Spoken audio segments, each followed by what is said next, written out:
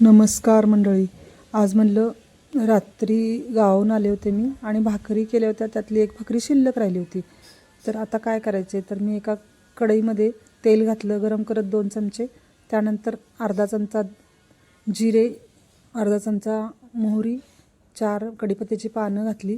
परत शेंगदाणे एक अर्धी वाटी घातले.